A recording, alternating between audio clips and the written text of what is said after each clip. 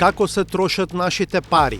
Едно возило купено од Министерството за здравство ќе чини 90.000 евра без ДДВ по парче, додека оние кои што ги набави и донираше Европската Унија со незначително помалку медицинска опрема чинат драматично помалку, околу 63.000 евра по возило. Сториите за нерегулираниот увоз и продажба на никотински кесички снус ги дадоа првите резултати.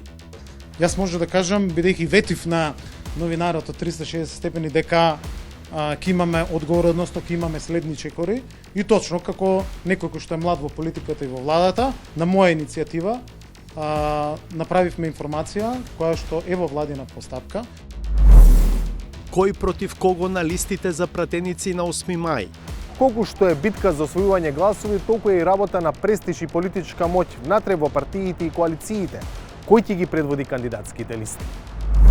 Кои се кандидатите на кои потешко им оди собирањето потписи за претседателската трка?